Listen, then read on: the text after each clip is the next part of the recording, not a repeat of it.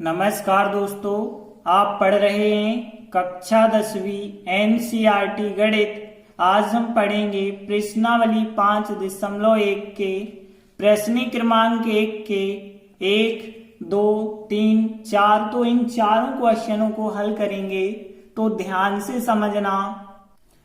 तो देखिए, प्रश्न 1 है, निम्नलिखित स्थितियों में से किन स्थितियों में, मतलब यहाँ जो चार सवाल दिए गए हैं वो क्या है, एक स्थिति है। अब देखिए, चारों सवालों में कुछ संख्याएं बनेगी, वो संख्याओं की सूची एपी है, मतलब समांतर श्रेणी है या नहीं ये बताना है। और यदि वो समांतर श्रेणी है तो वो क्यों है, इसका कारण भी बताना है। जैसे देखिए, पहला सवाल है, प्रत्येक किलोमीटर के बाद टैक्सी का किराया किस प्रकार से है। प्रथम किलोमीटर का किराया है 15 रुपए। इसका मतलब ये हुआ कि यदि 1 किलोमीटर देखें तो 15 रुपए लगेगा हमें 1 किलोमीटर का किराया, और प्रत्येक अतिरिक्त किलोमीटर का 8 किराया लगेगा।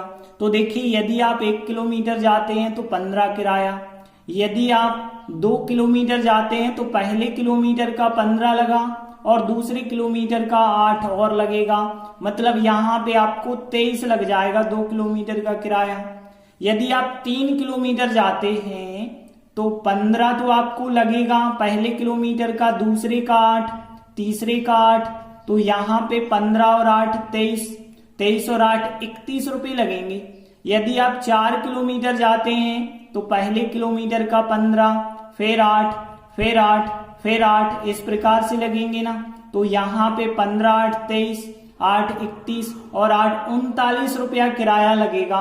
तो यहाँ पे संख्याओं की सूची क्या बनेगी, पहले किलोमीटर का किराया 15, लेकिन 2 किलोमीटर का किराया 23, 3 किलोमीटर का किराया 31, 4 किलोमीटर का किराया 39। तो यहाँ पे संख्याओं की सूची इस प्रकार से बनेगी, और भी पद होंगे, आगे डेड डैश लगा दिया है। अब यहाँ पे देखें तो यह एक समांतर श्रेणी बन रही है, क्योंकि हर एक में देख रहे हैं आप 8 8 तो बढ़ रहे हैं, तो हम लिख सकते हैं कि हाँ, यह एक समांतर श्रेणी है, क्योंकि इसमें प्रत्येक पद 8 8 बढ़ रहा है। तो हमने यही बात लिखी कि हाँ, यह एक एपी है। एपी मतलब समांतर श्रेणी है। क्यों है, क्योंकि इसका सार्वंतर देखें तो 8 फिर 8 फिर 8 है, इस वजह से यह एक एपी है। दूसरा सवाल है, किसी वेलन में उपस्थित हवा की मात्रा। देखिए, यहाँ पे एक वेलन है, मान के चलिए वेलन कुछ इस प्रकार से होगी। यदि ये हो गई, समझ लीजिए एक बेलन।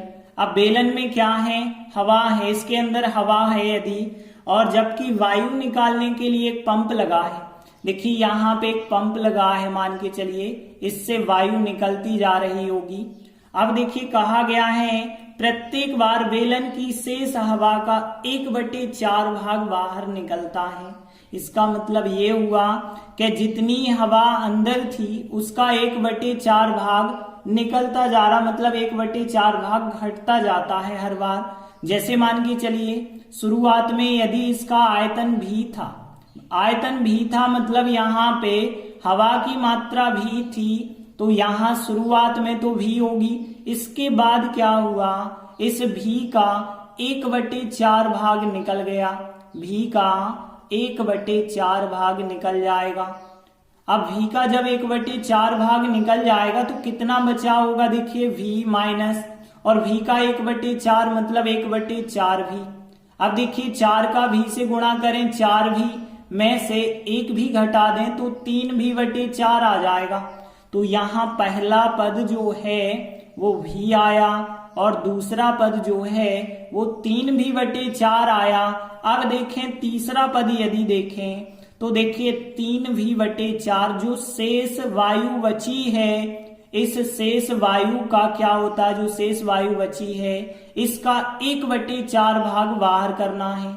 तो 3v/4 बचा है, और 3v/4 का 1/4 भाग आप बाहर करेंगे, मतलब घटाएंगे हर बार जितनी। यदि भी है तो भी का 1/4, यदि 3v/4 बची है तो 3v/4 का 1/4 भाग बाहर हो जाता है, मतलब घट जाता है।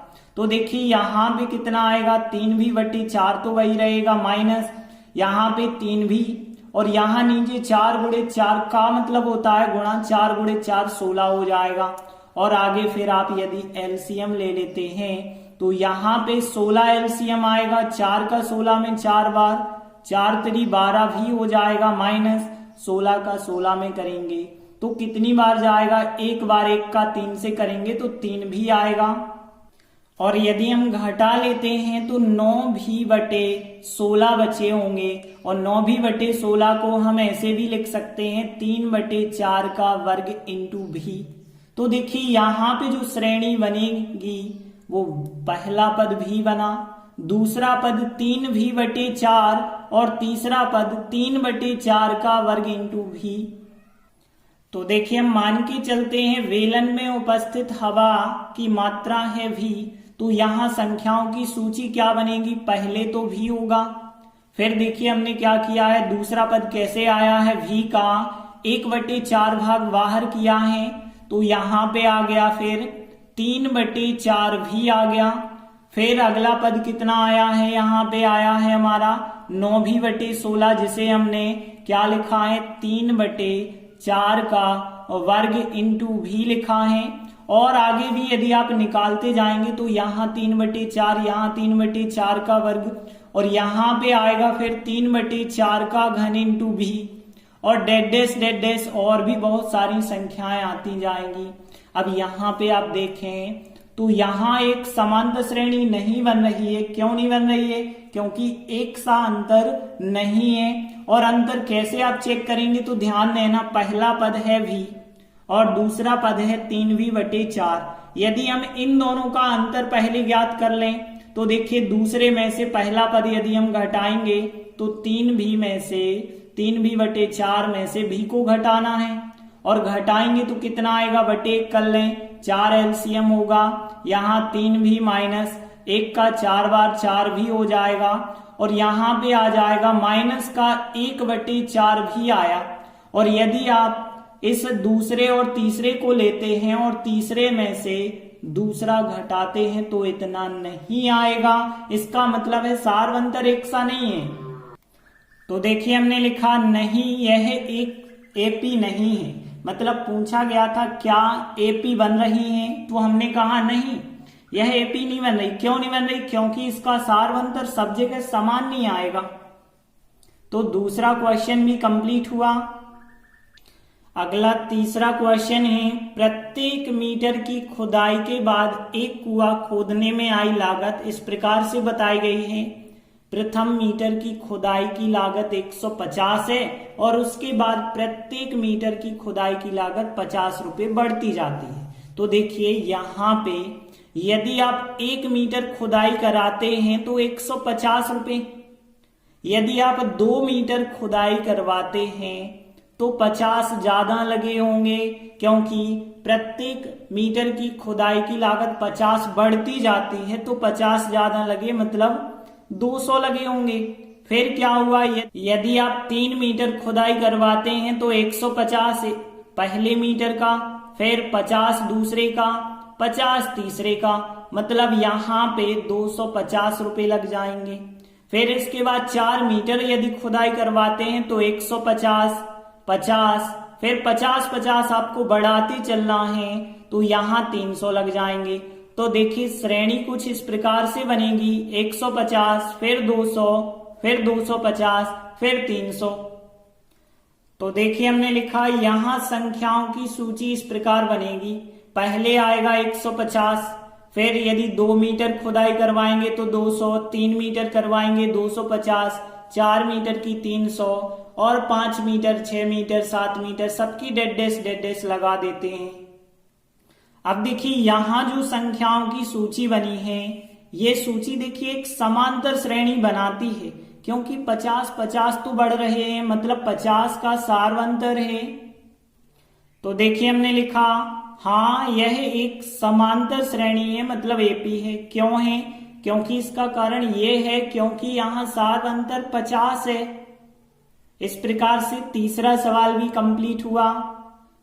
अगला चौथा सवाल लेते हैं, खाते में प्रत्येक वर्ष मिश्रधन जबकि 10,000 की राशि 8% वार्षिक की दर से चक्रवृद्धि ब्याज पर जमा की जाती है, तो यहां संख्याओं की सूची जो बनेगी क्या वो समांतर श्रेणी में होगी या नहीं। तो यहां ध्यान देना, सबसे पहली चीज तो यहां पे हम बात करते हैं मिश्र धन की। तो मिश्र धन का एक फार्मूला होता है, आप ध्यान रखना मिश्र धन का फार्मूला क्या होता है कि यहां पे मूलधन गुणित या कोष्टक एक धन दर बटे 100 के ऊपर समय की घात लगाते हैं।